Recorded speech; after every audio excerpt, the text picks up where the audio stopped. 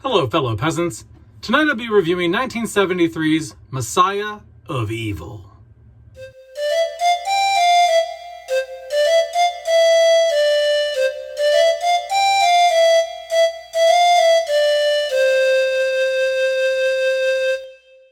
Alright guys, so I watched Messiah of Evil. The poster art caught my eye for this. And I saw it on Tubi, so I watched it on Tubi. It's free on there. So what's it about? So basically, this lady, her dad went missing, so she goes to this Southern California seaside town to look for him, but she can't find him there. And he's an artist, and so the place that he was staying at has all these murals on the wall, and she befriends these people there in town, and the town has been like taken over by this like zombie infestation, and so she's just trying to she's hanging out with this guy, and basically his like two groupie chicks that hang out with him. They're like these loners that live a little bit outside of town. They're in town, but they're kind of outside of town. And she's just like hanging out with them, trying to figure out what happened to her father. And so it's kind of like a breadcrumb type of movie where you slowly piece things together and you try to figure out the mystery and where this person is and what's going on in this town. And so what do I like? What do I not like about Messiah of Evil? What I like for the most part is it really does have this because it's early 70s, it's 1973, it has that late 60s easy rider, hypnotic, hippie movie thing going for it. It has that very free-spirited, weird hippie vibe, but then it also has some Dario Argento giallo influences as well. So when you're watching this, it's like an acid trip, but then it's also like a really classy, well done, sleek giallo film. It just has that style and that look to it. So it's an interesting mixture there. And I thought it was cool to look at, and just the overall style between the audio and the set design and things like that, and the camera work and the editing. Everything was just a perfect blend of just hypnotic 60s hippie film and giallo. Another thing I liked, which I don't normally talk about, I don't usually get scene specific with likes. Usually I'm pretty vague with my likes, But to be more specific, I really enjoyed the grocery, supermarket scene here. If you've seen the film, you know what I'm talking about. There's a lot of tension in this scene. It's very well done. It's the first time in the film that you really get a sense of what's going on, who the enemy is, and it's really creepy.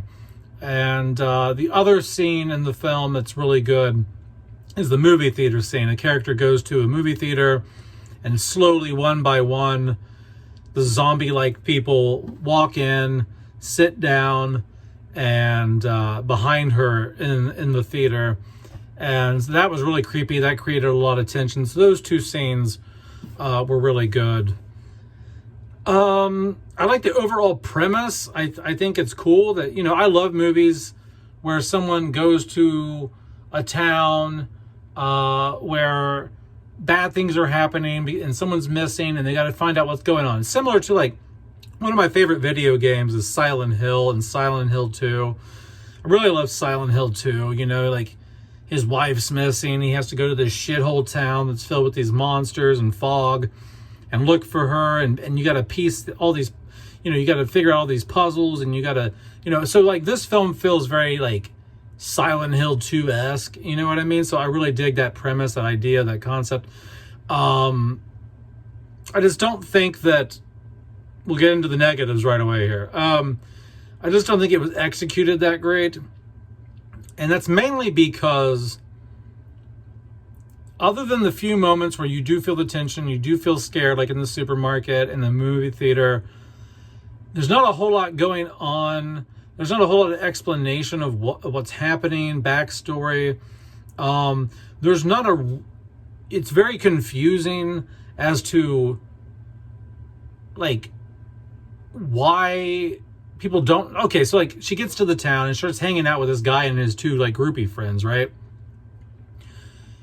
But they seem completely oblivious to the fact there's a zombie infestation in this town, right? Like, because she goes to the supermarket, and then the other lady goes to the movie theater, and like if there's a zombie takeover in a town, and you're living in that town or just right outside that town, you would know about it, right? It seemed like the whole movie, the only people who know about the zombie infestation are her dad and the crazy homeless guy toward the beginning who, like, warns her, you know, like, eventually when you find your dad, you're gonna have to kill his ass because he's zombified or whatever, you know, like.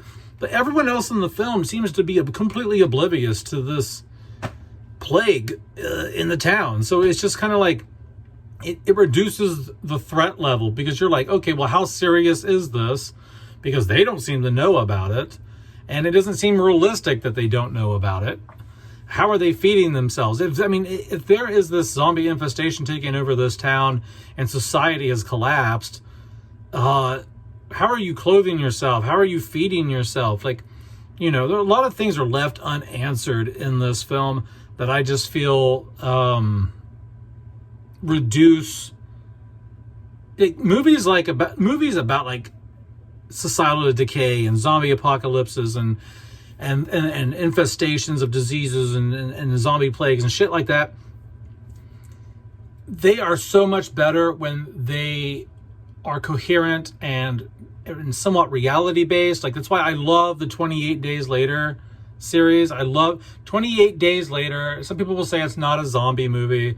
I think it's a zombie movie. I consider it a zombie movie, and I think it's the best zombie movie because it's the most, like, grounded and realistic shit. Like, you know what I mean? Like, these, you know, the whole movie is these scientists are doing this experimentation on this, like, rage drug or whatever the fuck, and they are testing this virus or whatever on these chimpanzees, and these activists break into the lab thinking, oh, we're going to set these chimpanzees free, not knowing the disease that they're going to unleash on the planet if they release the chimpanzees. And so, like, I just love realistic ideas like that, and I feel like this film just doesn't give a lot of answers, a lot of backstory. People don't understand. Like, they're literally living in the fucking town, like, within the area. They're in the area, and they have no clue what's going on. It just, I don't know. It just, the stakes are so much lower when half the people in the movie or more have no clue what's happening in the town. It would have been so much better if she just showed up to the town and everyone's like, get the fuck out. Get out. Go away. Oh my God, this is apocalyptic. You know, like, no, like, that's not the case. Oddly enough, I mean, I know it only has 11 reviews on Rotten Tomatoes, but this has a 100% rating on Rotten Tomatoes. It's got cult status out the ass, man. And I can see why people would be partial to this film. I wouldn't watch it again. I probably wouldn't recommend watching this.